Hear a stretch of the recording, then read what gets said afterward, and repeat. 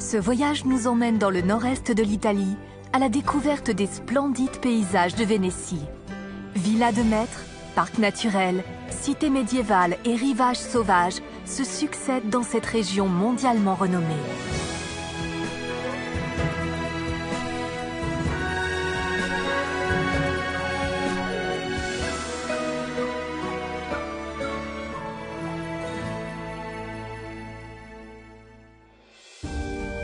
La Vénétie offre des Alpes autrichiennes aux portes de Ferrare et du lac de Garde à la mer Adriatique une grande diversité de panoramas sur plus de 18 000 km².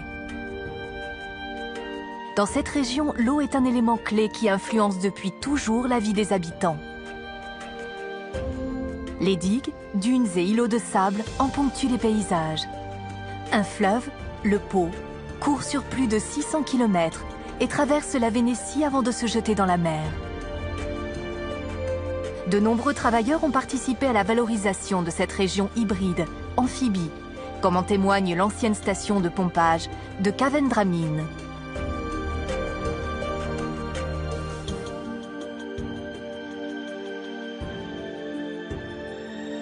Le parc naturel régional du delta du Pô abrite un milieu hétérogène et changeant, dans une zone humide qui compte parmi les plus vastes d'Europe.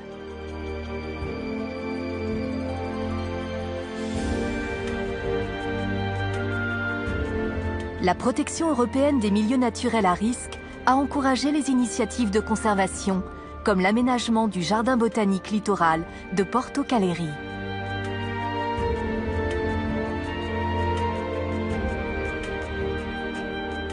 L'histoire du delta du Pô n'a rien de paisible et linéaire. L'homme et la nature se sont toujours livrés une lutte permanente dans cette région.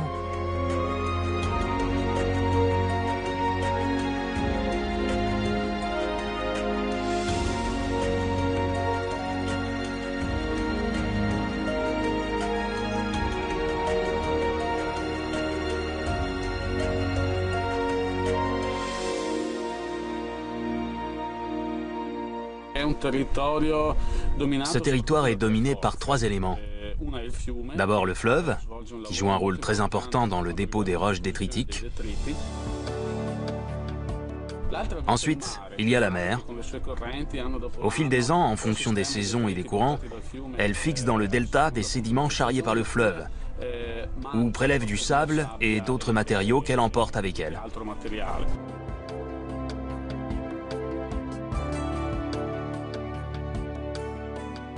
Le troisième élément, c'est l'homme, venu s'implanter dans certaines zones du delta pour profiter de la richesse de son environnement.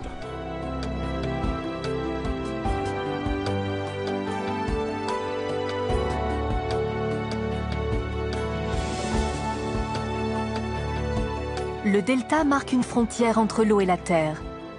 Il unit et sépare à la fois ces deux éléments avec lesquels interagissent les habitants de la Polésine, cette région située entre le Pô et l'Adige. Longtemps, le destin de l'Oreo a été lié à la présence vénitienne, toujours perceptible dans l'accent local, et l'architecture.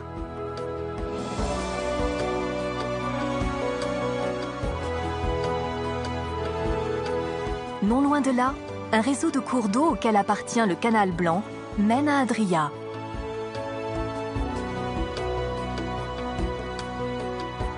La mer Adriatique doit son nom à cette petite ville.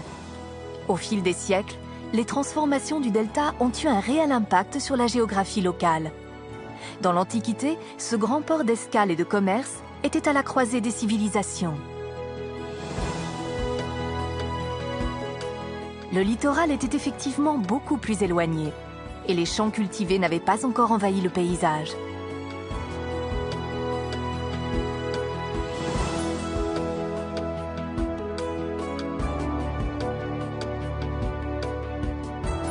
La Polésine est une région historique de la Vénétie. Ses frontières ont évolué avec le temps. Elles suivent aujourd'hui essentiellement celles du pays de Rovigo.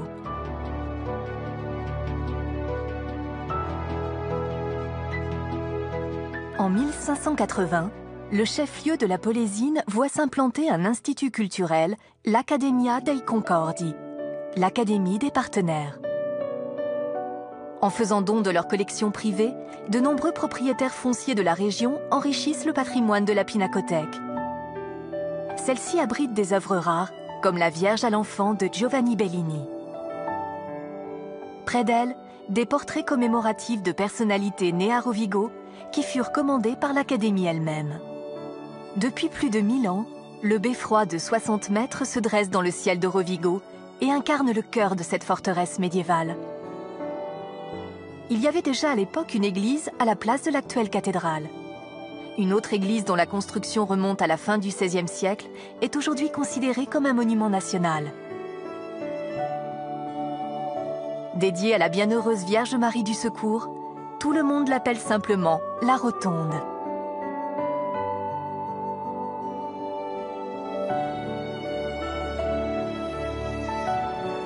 Sa construction a pris 7 ans.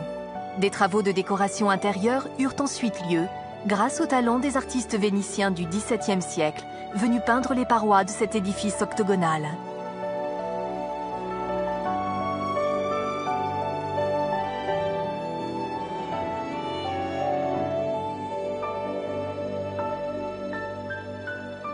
Les alentours de Rovigo rappellent une rivalité qui a longtemps opposé la République de Venise à la famille d'Este. À la fin du XVe siècle, les Vénitiens ayant fini par avoir le dessus ont construit de grandes maisons de maîtres au cœur des terres cultivables.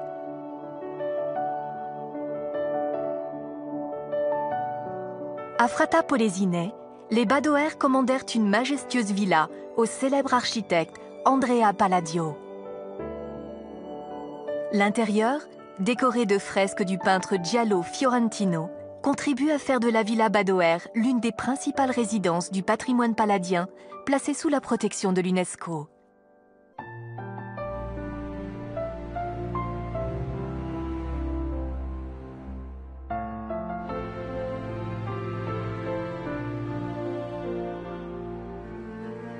En Polésine, art et terroir cohabitent en parfaite harmonie. Pour les habitants des villes et villages, l'eau a toujours été synonyme de fertilité, mais également d'inondation.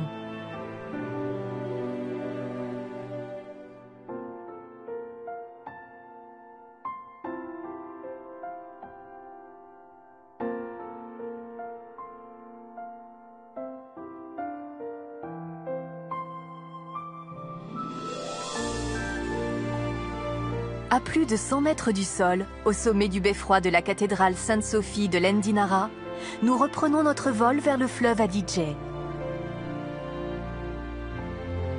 Voici l'abbaye Notre-Dame de la Vangaditsa, précieux héritage de la longue histoire de la Polésine.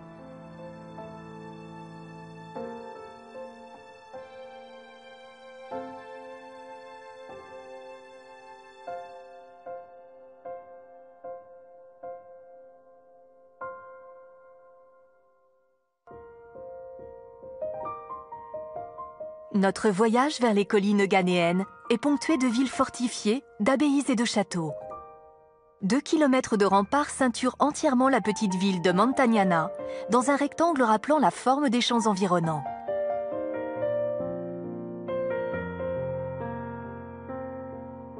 Dès le Moyen Âge, la requalification des terrains et leur exploitation ont été confiés aux abbayes comme Santa Maria del Carceri, Sainte Marie des Prisons.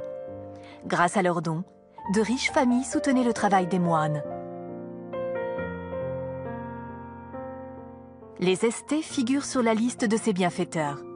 Cette famille doit son nom à la ville dont elle est originaire. Cette cité sera ultérieurement fortifiée pour donner du lustre à la dynastie émergente.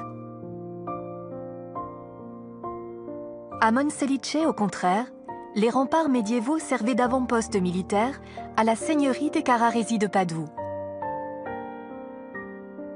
Englobée dans la République de Venise, cette région est alors devenue le lieu de villégiature de nombreux nobles vénitiens.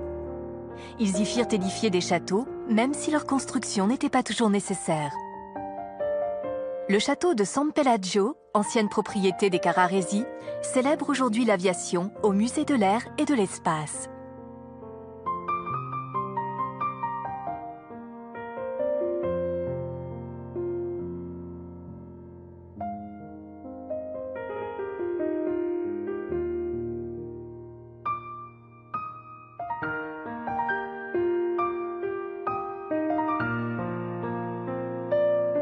Les collines ghanéennes se profilent à l'horizon.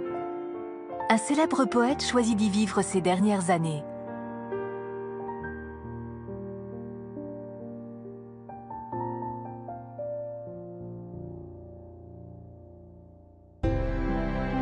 Nous sommes en 1370 et Pétrarque a 66 ans.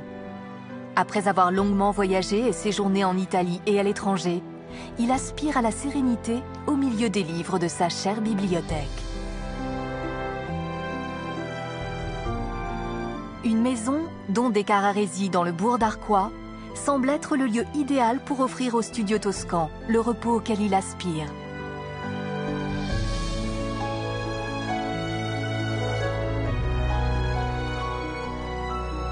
Les collines ghanéennes sont aujourd'hui protégées.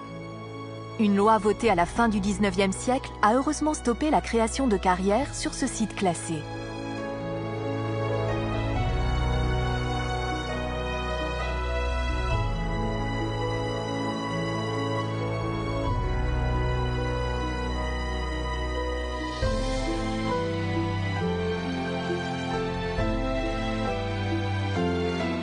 Le parc régional s'étend sur près de 200 km².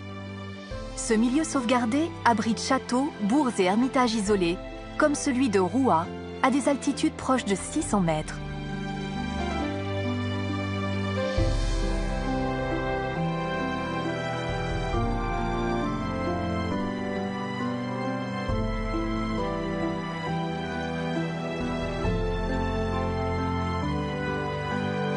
Au sein de cette nature luxuriante, on trouve aussi une végétation plus maîtrisée.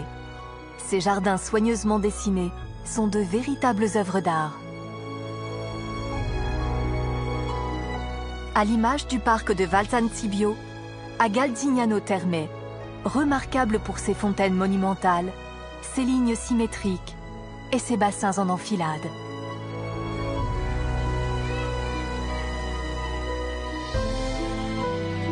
Fondée entre le XIe et le XIIe siècle, l'abbaye de Pralia se détache au milieu de cette concentration de lieux remarquables. Les moines bénédictins y sont revenus au début du XXe siècle pour se consacrer à leur vie communautaire.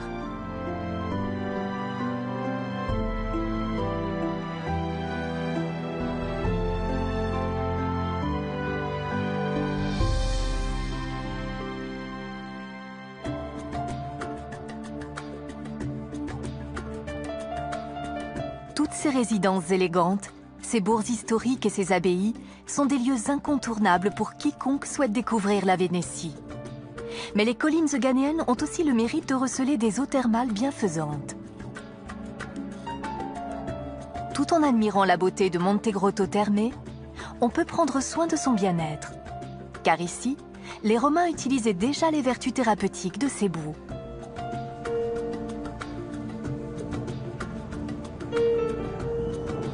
La présence romaine est d'ailleurs attestée de sources sûres sur le principal site archéologique des collines ghanéennes.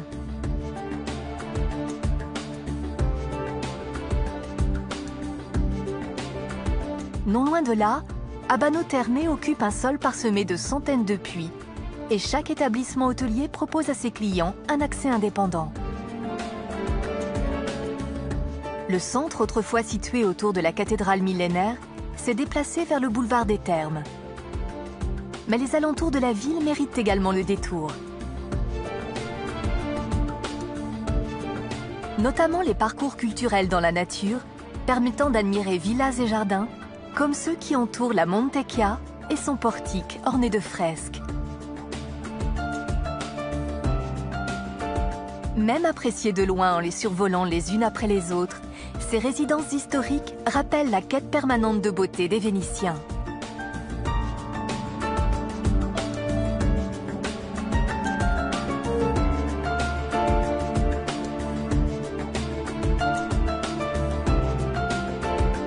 Le fleuve Bacchiglione passe près du château Saint-Martin de la Vanezza, que les batailles et les sièges ont épargné.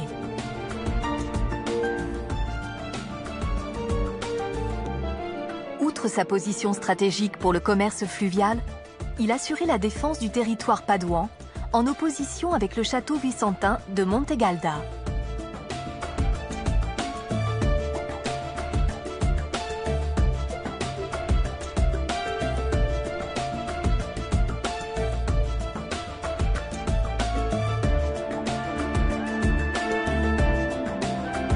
Après la Polésine et les collines Euganéennes, notre vol effleure maintenant les collines Berici et se poursuit plus au nord.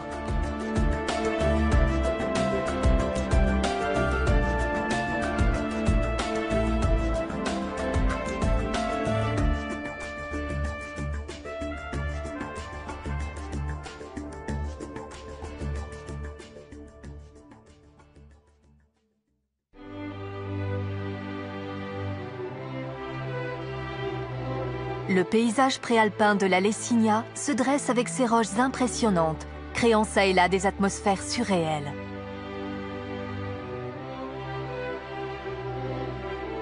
La pierre des ponts naturels enjambe le vide et prend des formes énigmatiques dans la dite vallée des Sphinx.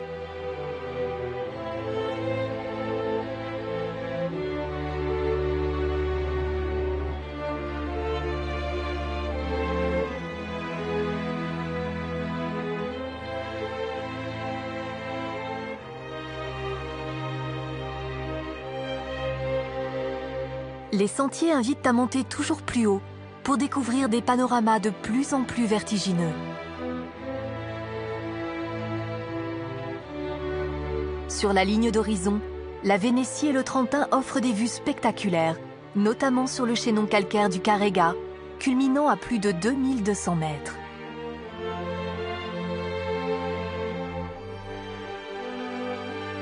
Chaque sommet, chaque chaîne débouche sur un nouveau paysage.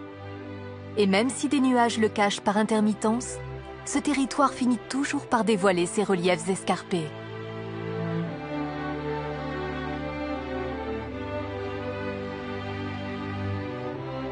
Tout au long des petites Dolomites vicentines, serpente le sentier muletier aux 52 galeries. Ce parcours remonte à la Première Guerre mondiale, quand il fallait ravitailler l'armée vers le versant sud du mont Pasubio. L'arc romain fut érigé entre les deux guerres, à la mémoire des soldats tombés au champ d'honneur.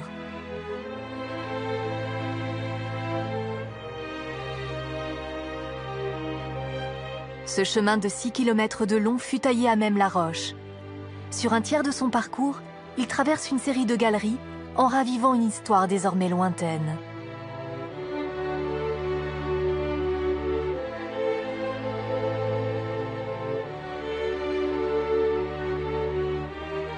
Mais il reste d'autres événements historiques à découvrir. Des faits qui continuent d'influer sur la vie des populations de la région.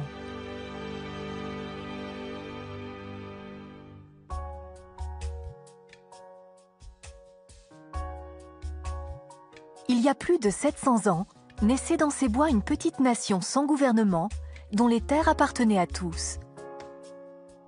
Les biens communs étaient administrés par la régence des 7 communes. Le rôle de la régence a été fondamental parce qu'il a permis d'assurer l'autonomie des 7 communes. Et notamment leur autonomie fiscale grâce aux accords spécifiques qui ont été signés à l'époque. Les villages se sont agrandis et l'architecture a changé, mais tout n'a pas été modifié pour autant. Certaines institutions de la région continuent de s'inspirer des principes de la Fédération des 7 communes.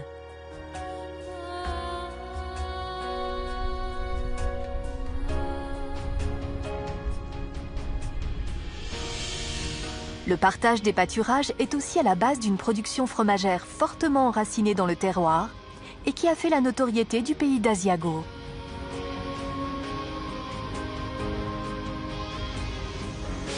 Asiago précisément était le siège de la régence. Cette localité touristique est située au cœur du haut plateau des 7 communes.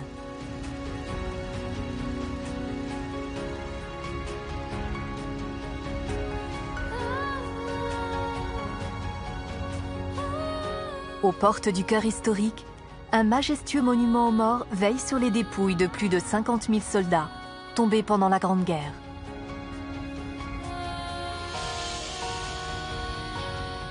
Asiago a l'allure d'un paysage montagnard posé sur de plates étendues, à 1000 mètres au-dessus du niveau de la mer. Reconstruit après la guerre, le clocher de la cathédrale domine la place principale face à la mairie, à quelques pas d'un faune de bronze montant un chevreuil le regard tourné vers le ciel.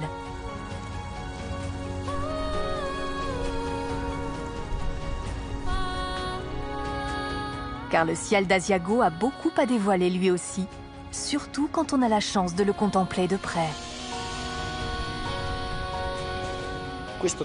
Ce télescope permet d'observer le ciel avec une extrême précision. C'est le plus grand d'Italie, avec sa lentille d'1,82 m. On l'utilise toujours régulièrement pour toutes sortes de recherches. Il permet par exemple d'étudier les étoiles doubles. On développe aussi des projets de recherche sur les planètes du système solaire et sur les zones d'émission qui se forment autour de l'interaction entre les étoiles. La haute résolution des images est importante pour pouvoir observer le mouvement des étoiles, mais aussi celui des planètes autour d'une étoile. Le but est de découvrir si une étoile héberge une planète, avant de décider éventuellement de mener des études sur l'habitabilité de cette planète.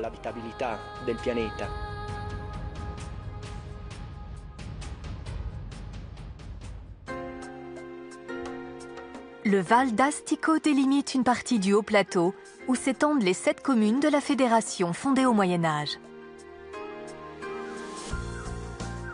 Le haut plateau est habité depuis plus de 1000 ans. Rozzo a également accueilli le premier lieu de culte chrétien de la région.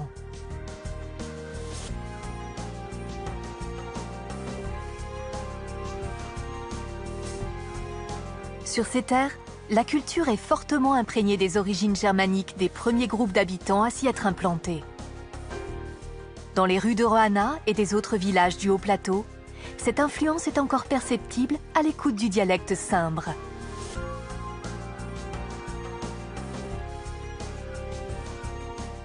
La perpétuation de ce dialecte est due en partie à l'isolement naturel qui a enclavé cette région avant que des ponts ne le rendent plus accessible.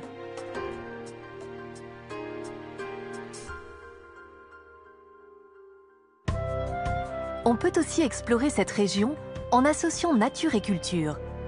À Luziana, le musée d'Ifuzzo valorise le patrimoine du pays à travers des lieux à parcourir comme le parc du Soyo.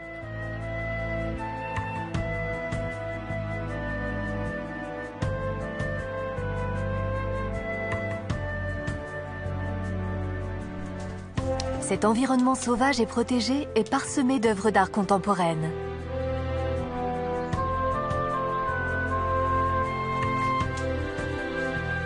Un sentier de 3 km à travers bois et prairies permet de découvrir une 60aine d'installations et sculptures.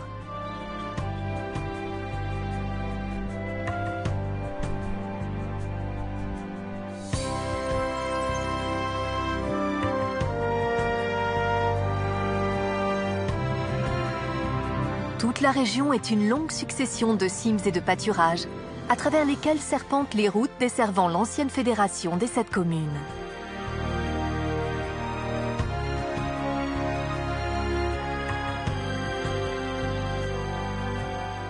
C'est un itinéraire prisé des vététistes. Cette caserne du 19e siècle, postée à la frontière de l'ancien empire austro-hongrois, n'est autre que la forteresse du Monte Interrotto, le mont interrompu.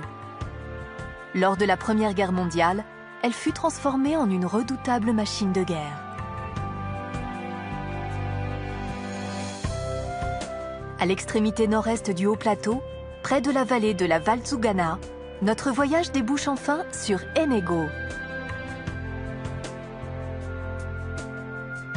Le clocher de l'église Sainte-Justine domine la ville. La blancheur immaculée de l'édifice rappelle étonnamment celle du Forte Lisseur.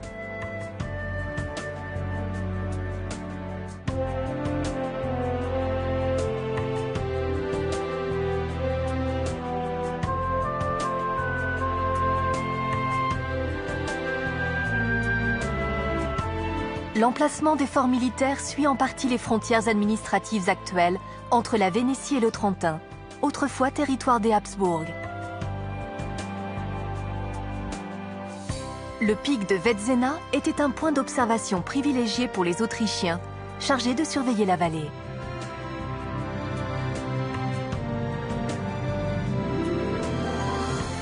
Les échos de la Première Guerre mondiale résonnent encore fortement dans cette région durement touchée et imposent le respect de ces lieux.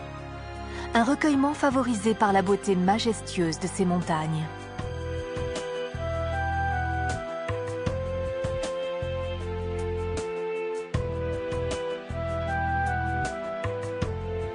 Ici, le passé et le présent ne font qu'un. Des plaines du delta du Pô au sommet des Alpes, des paysages variés se succèdent, mais forment en réalité les chapitres d'une même histoire.